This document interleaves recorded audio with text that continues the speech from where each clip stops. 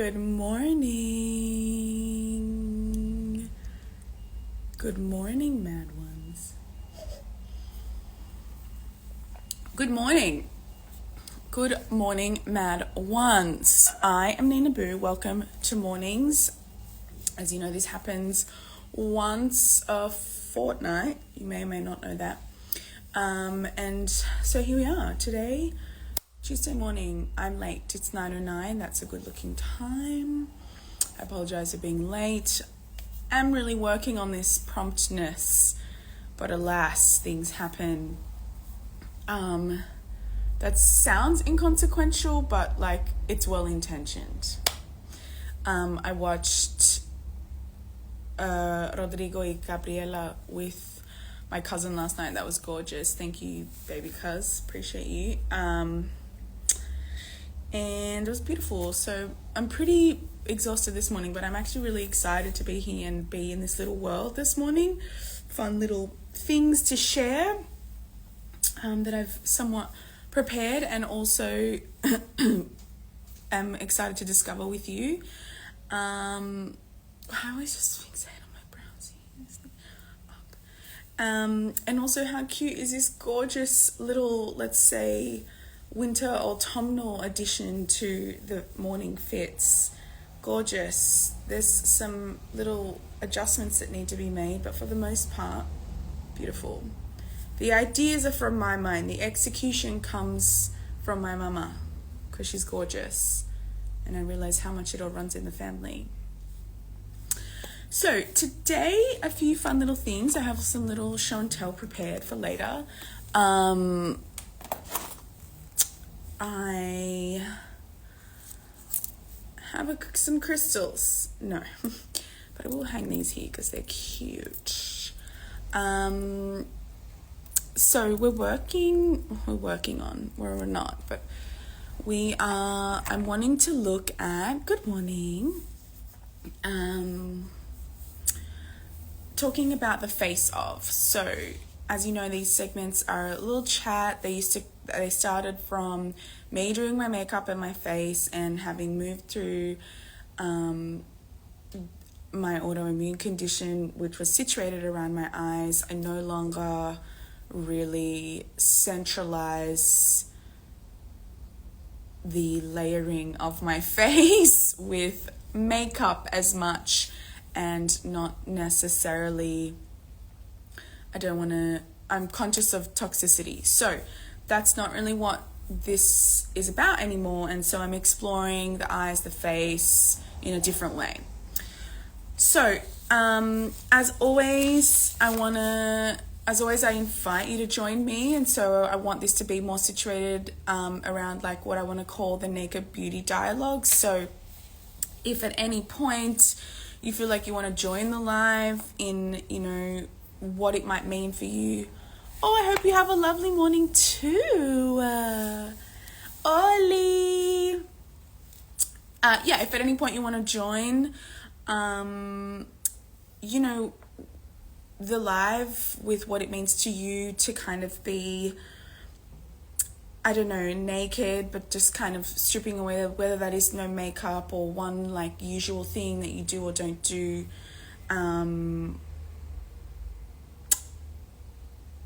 And kind of, I'm referencing my notes. Yes, I am. Because I'm hesitating to say join live without makeup, because like that just means so many different things for different people. So I don't want to like pigeonhole that. The poor pigeons. But just what it might mean to you to kind of strip away, again, whether that's applicable societal layers and the idea of perfection. For me, this whole autoimmune response has been a signal to reconnect, and I've only very recently been very conscious of my separation. And I was talking to some beautiful friends and new friends on the weekend about like the separation of the mind, self, and the body. And this gorgeous woman that I was speaking with, what really articulated that, and I'd realized I didn't even think about the self. And I know in my yoga practice, my gorgeous guru there articulates the capital S self. Anyway, I won't diverge, but I'm just merging and recognizing the unity of all of that. And so I feel as though I betrayed myself in all avenues. And so now I'm trying to step up, and it's a tricky process, for sure. And I wonder if any of you can relate to that. And so I feel that the internal battle was possibly represented by this autoimmune condition has really signaled me to that. So where am I going with that? Where I'm going with that is, yes, exploring those things.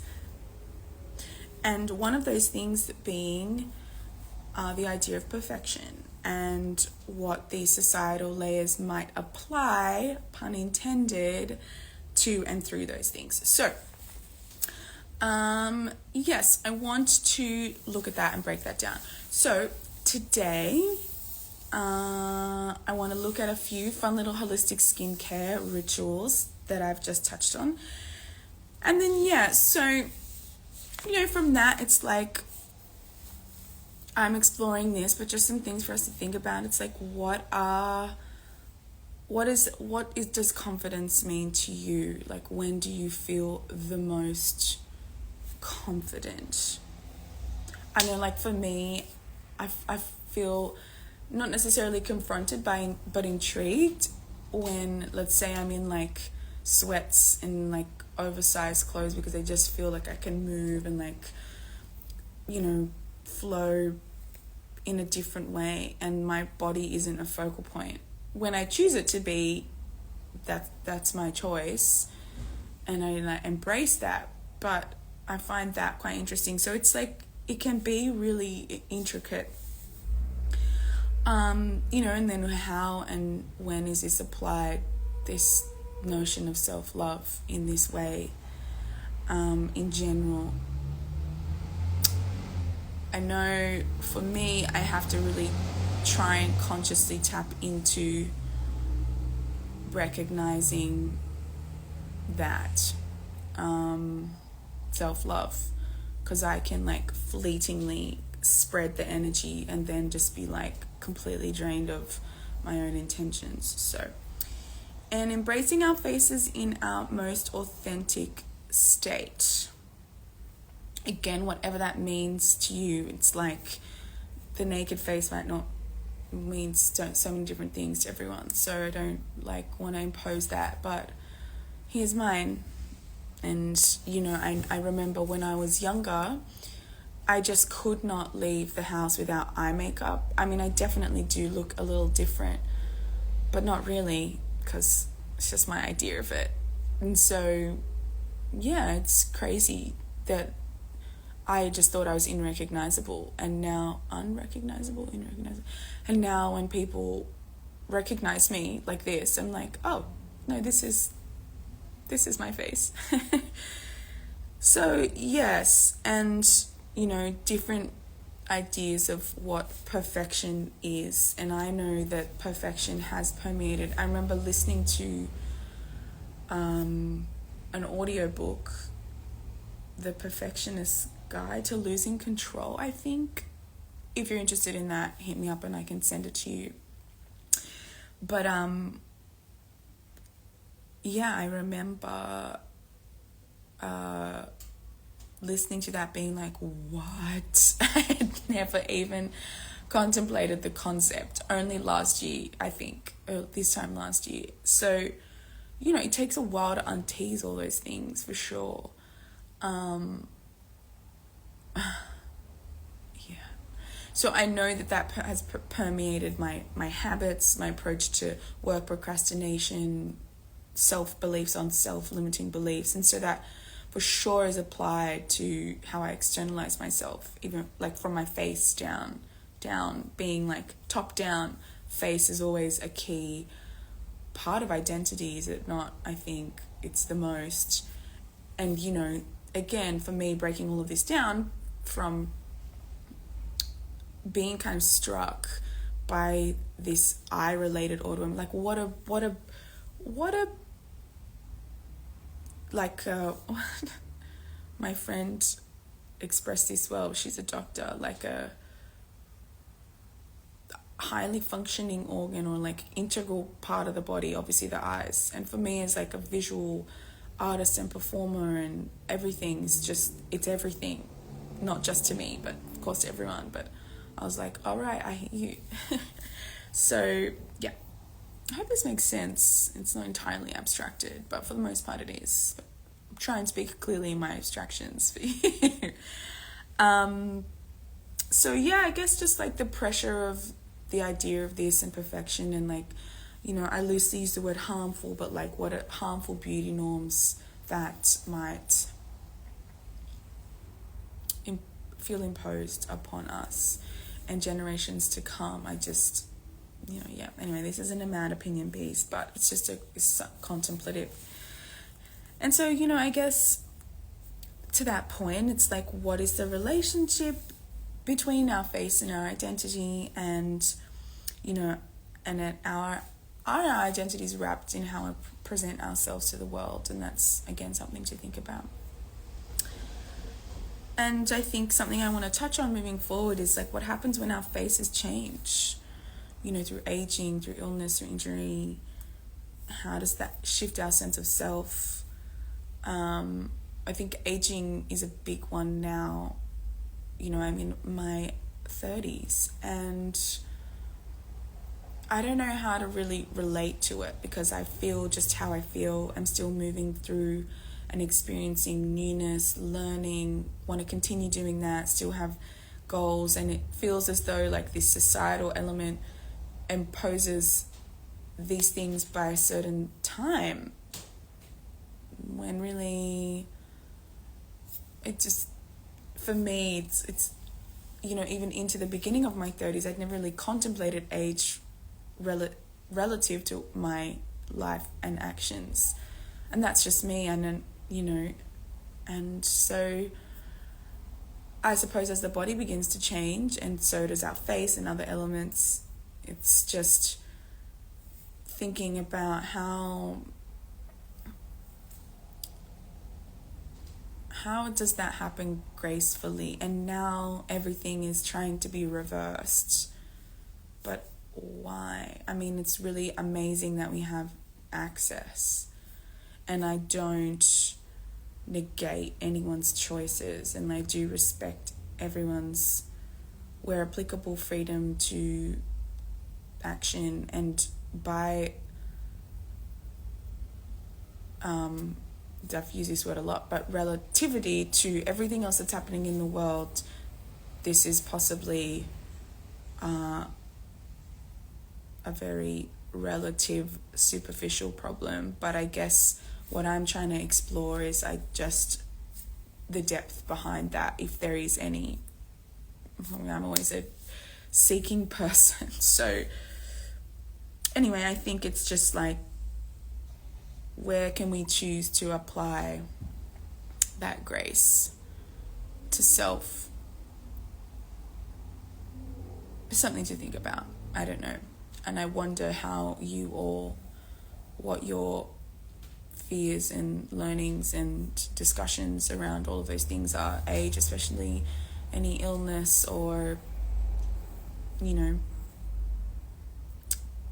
biochemical, physiological shift that happens around the face. You know, I know it's been amazing how many discussions pop up when you're like, oh, I have this thing that I'm working with in my life now. People are like, oh, I have this autoimmune thing and blah. And so speaking to another beautiful person recently and I know a couple of people with Bell's palsy, and that changes the face.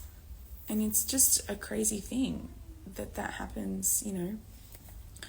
And I know, like, for me with my eyes, first, I can definitely tell the shift in how, you know, my face looks, or even like how I emote now, because of my response to like what my what's it called?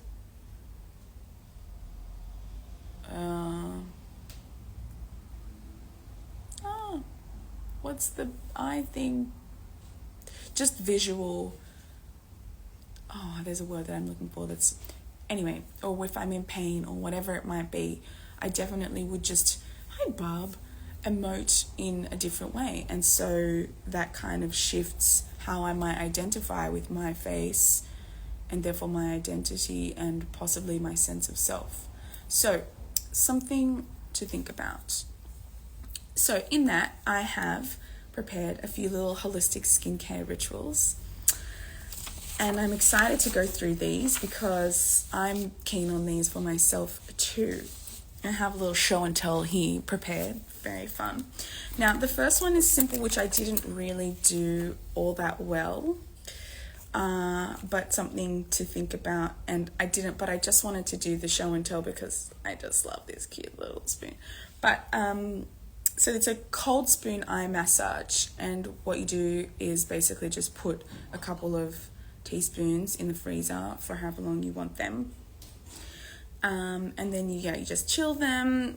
This is a big one, obviously, but and put them in the fridge, and then you just and clean spoons, obviously, and glide under the eyes.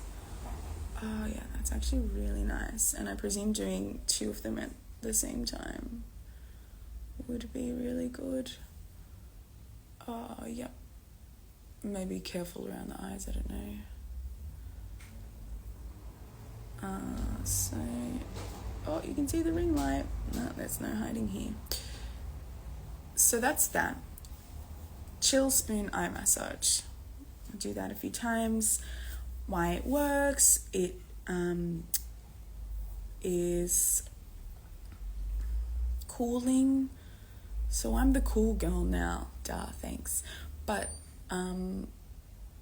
it's cooling, so, but on that, because a lot of things are inflammation related, it's kind of like I am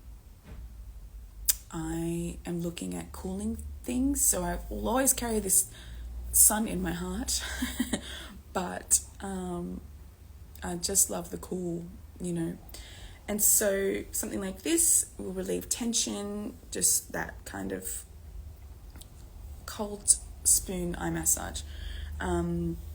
Deeply relaxing, stimulates circulation, calms swelling. So something to think about, super easy, natural. There's that. Then this was, I kind of messed it up. And I wanted to do, it didn't really work, but a green tea eye compress. So obviously just with green tea bags. And I was like, this is going to work. I'm going to put it in my little Winnie the Pooh and make a little paddle to do, because I'm obsessed. I'm Disney. I am Disney. Hey, there's a cool movie out soon. And none of this is sponsored stuff, by the way. But, so that didn't work out. But the green tea bag compress, basically, you just steep the tea bags and then chill them in the fridge. Be careful for like allergen related stuff. So I would presume I'm just going to put them on my eyes, and I'm not, I'm just claiming that this is like not medical advice or anything like that, just kind of mildly researched stuff. So please consult your healthcare professional. But just some general stuff. So chill them, and then you can put them over your eyes. And when I had really, really swollen eyes, and before I knew what was going on with my autoimmune, with the posterior scleritis, I did this, it helped, but I was advised by a medical professional to be careful because the tea bags possibly could be irritants. So, oh, it's so nice. Oh my God. Yes. And so it says to put them on for 5 to 10 minutes. So, tea bags. But even this feels really, really good. and I could do with a little wake up cooling, because my pain has been, knock on wood, not so bad, but still I'm tired. Anyway, so that's that. Cute. 5 to 10 minutes soothes puffiness, inflammation, and tired eyes. You know, and I know a lot of us do a lot of screen and have a lot of screen fatigue. So, you know, can we soften around that, bring awareness, moving the eyes around, like darting the eyes around from even front on, moving them around is great and helpful to get fluid moving around in the eyes and rests them. Oh, that's nice. I'm not going to just cover them, but I'm presuming you can just leave them on there and let the coolness come over. This is actually so nice. Oh, yes. Fix the brows. So gorgeous. Then another little show and tell. I'm gonna have some water on my face. Is like, because I put so many eye drops in all the time, I just constantly have drips of everything.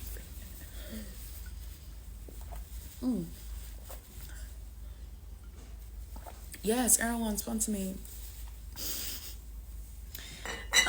Finally, this is a good one. And so I forget that I always have an aloe vera plant at home in my mother's house, and I have been buying what I thought was an organic one. This is again just a thing, not sponsored, whatever, and it smells so hectic. I would possibly say like suss out the vibe,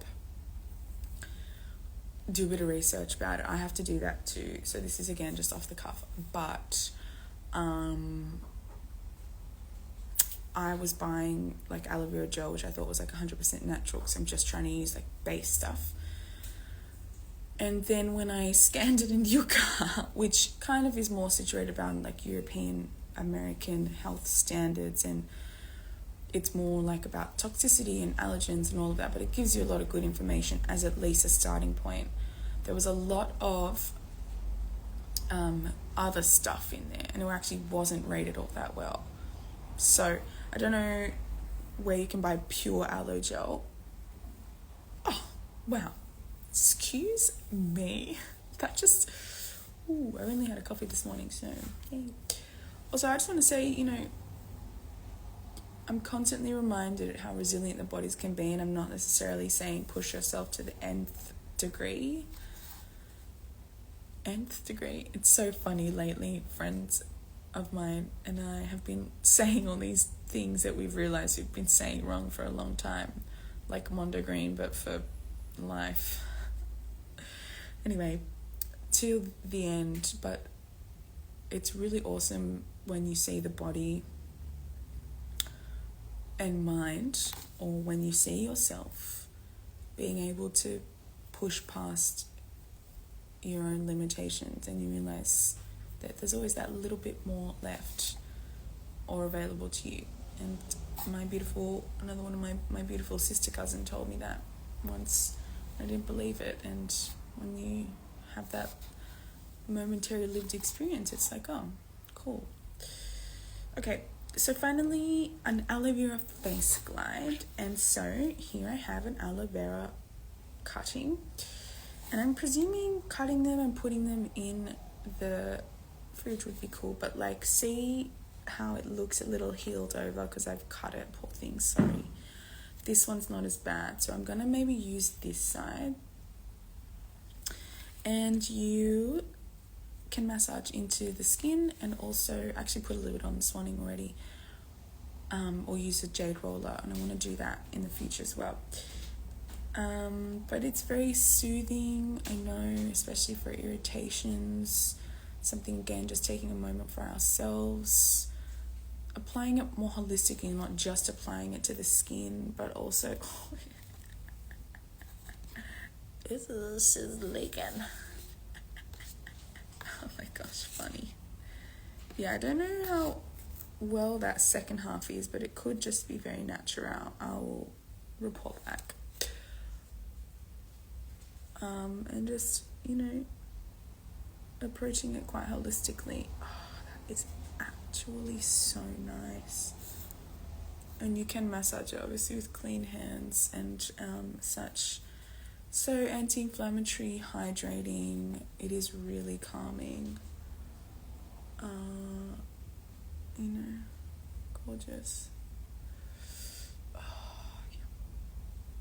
And obviously take care if you have any allergies to any of this stuff, but do your investigation and see. Really nice. So that's me for my little rituals for the day and thoughts. It has been a pleasure to be here this morning. I'm wishing you well for your Tuesday. I love Tuesdays and Thursdays, I'm not gonna lie. Maybe we can do a Thursday night live, but it just doesn't have the same ring. Wishing you well, sending loads of love and light. May you have a great day, you and yours, wherever you are. Stay safe. Promote peace. First in your own heart, and then to our communities, and then to the world. Easier said than done, but God, it's a beautiful wish.